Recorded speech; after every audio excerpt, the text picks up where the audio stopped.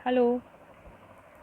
So last class में हमने BA third year के second paper social problems in contemporary India का जो फर्स्ट चैप्टर है वो स्टार्ट किया था।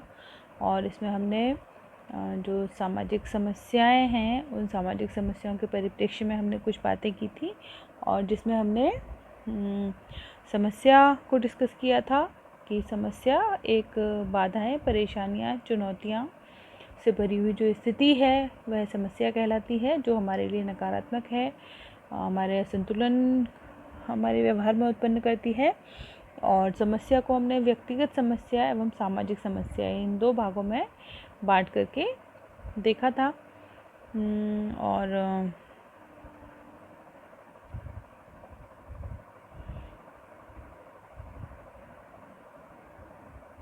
व्यक्तिगत समस्या और सामाजिक समस्या के बीच में जो अंतर हैं उन अंतरों को हमने समझा था। और इसके बाद हमने इंडिविजुअल प्रॉब्लम किस तरह से सोशल प्रॉब्लम और सोशल प्रॉब्लम किस तरह से सामाजिक विघटन यानी सोशल डिसऑर्गेनाइजेशन की तरफ लीड करती हैं, इसके बारे में हमने बात की थी। इसके बाद सामाजिक समस्याओं की विशेषताओं की हमने बात की थी, और सामाजिक समस्याओं के प्रति जो प्रतिक्रियाएं हमें लोगों की, चाहे वह भारतीय परिवेश है या किसी भी प्रकार का परिवेश है, जो समस्या हमें देखने के लिए, जो प्रतिक्रियाएं हमें देखने के लिए मिलती है, हमने उनकी भी बात की थी। अब आज हम शुरुआत करेंगे इसके आगे के टॉपिक्स, और इसमें हमारे सामने सबसे पहले आता है सामाजिक समस्याओं का वर्गीकरण। तो सामाजिक समस्याओं को मुख्य रूप से दो भागों में विभाजित किया जाता है, और ये जो डिवीज़न है ये जॉन जे केन के द्वारा दिया गया था।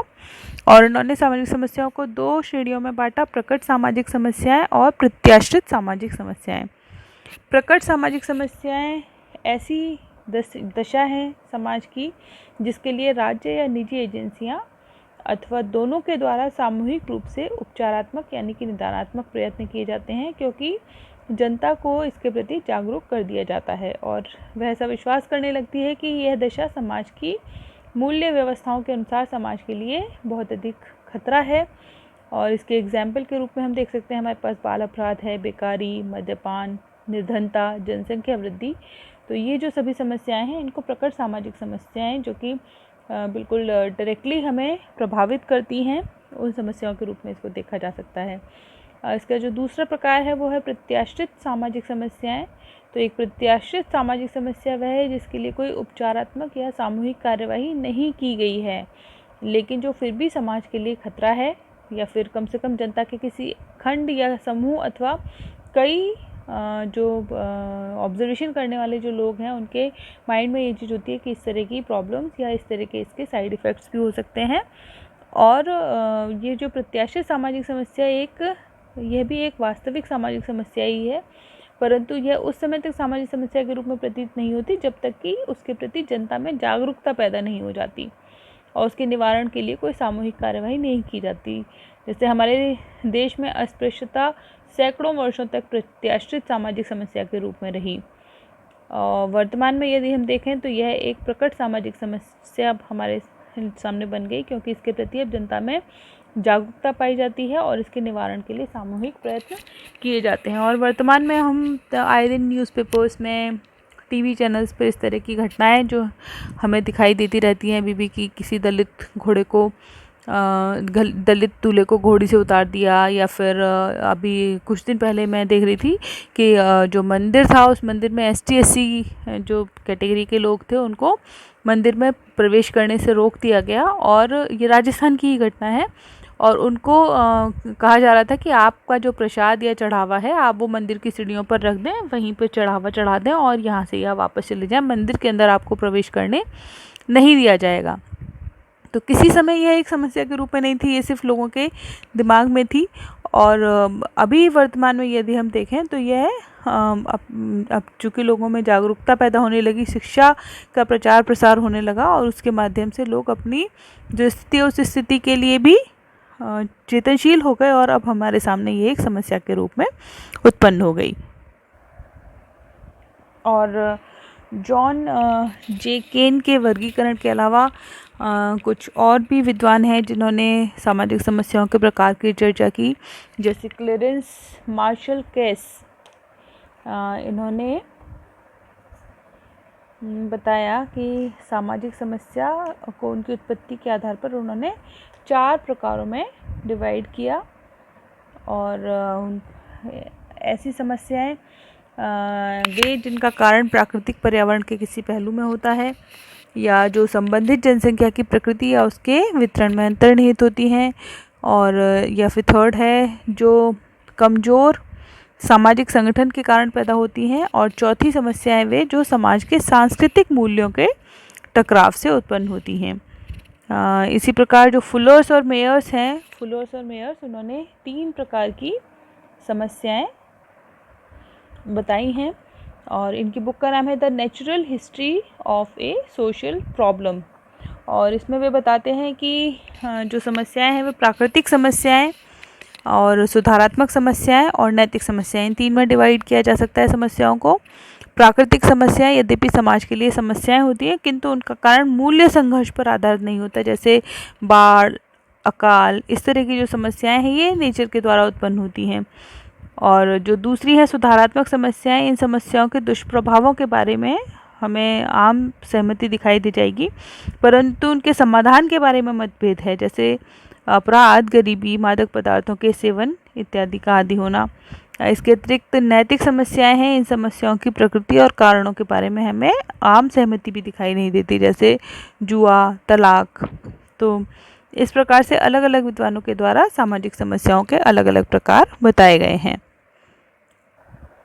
और अब जो नेक्स्ट स्लाइड है वो है सामाजिक समस्याओं के कारण।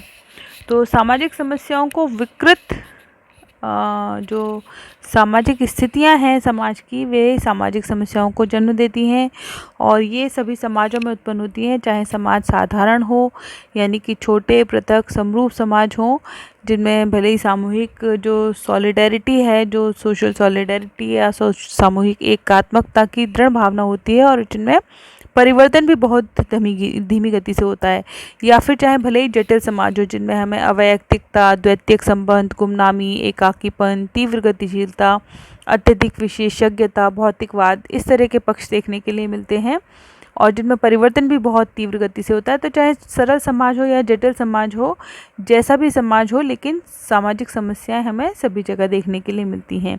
यानी कि जहाँ कहीं भी और जब कभी भी व्यक्तियों के समूह में पारस्परिक संबंध एक दूसरे को प्रभावित करते हैं, तो वहीं पे जो असमायोजन और संघर्ष की स्थिति जो है वो उत्पन्न होती है, और सामाजिक समस्याएं हमारे सामने हमें उत्पन्न होती हुई दिखाई देती हैं। रेनहॉर्ट एक वैज्ञानिक हैं जिन्होंने सामाजिक समस्याओं के जो विकास हैं उस विकास में या सामाजिक समस्याओं के लिए 3 कारणों की उन्होंने बात की है, रेनहॉर्ट। और इनकी जो बुक है उस बुक का नाम है social problems and social policy. और ये कहते हैं कि स्वार्थों और क्रियाओं का जो विभेदीकरण और गुणन जो है वो सामाजिक समस्याओं को उत्पन्न करता है। तो इनका यह सिद्धांत कि एक मशीन या जीवित प्राणी में जितने अधिक भाग होते हैं उतनी ही अधिक उसके भागों में असंतुलन की संभावना भी होती है। यानी कि समाज जितना जटिल होगा उतना ही वहाँ पे असंतुलन भी हमें देखने के लिए मिलेगा। और यही जो मशीन की जो थ्योरी है, यही थ्योरी वे मानव समाजों पर भी लागू होती हुई देखने के लिए बात करते हैं, जहाँ विभिन्न व्यक्ति, समुदाय, संस्था और व्यवस्थाओं के स्वार्थों में टकराव के अवसर अधिक होते हैं।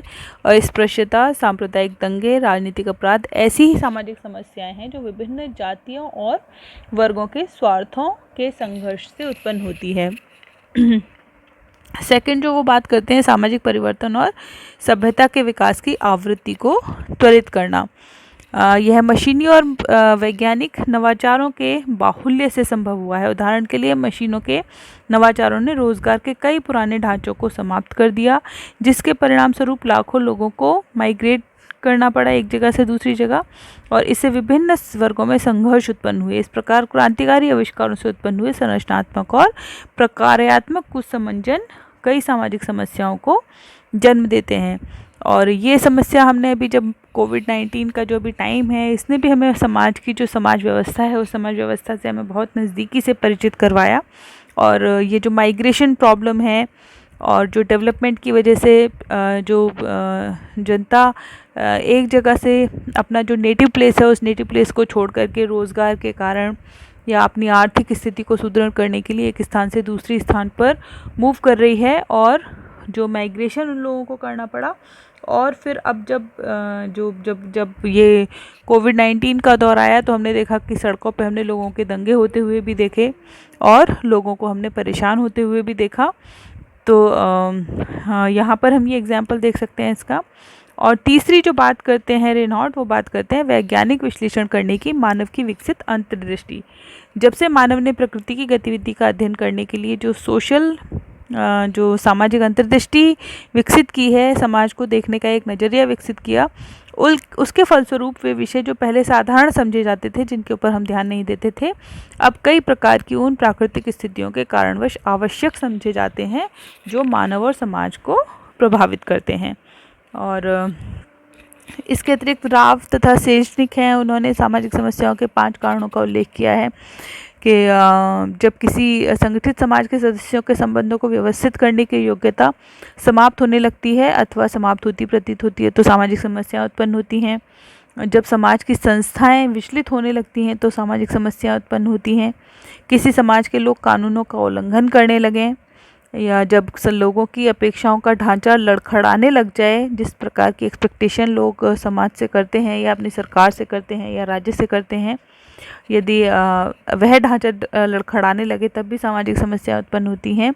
और जब समाज के मूल्यों का एक पीढ़ी से दूसरी पीढ़ी को हस्तांतरित होना रुक जाता है तो ऐसी दशा में भी हमें सामाजिक समस्याएं उत्पन्न होती हुई दिखाई देती हैं।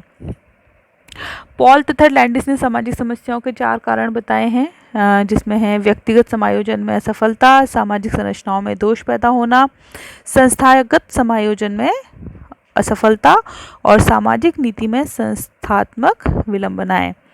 तो ये कुछ कारण हैं सामाजिक समस्याओं के, जो कि महत्वपूर्ण कारण हैं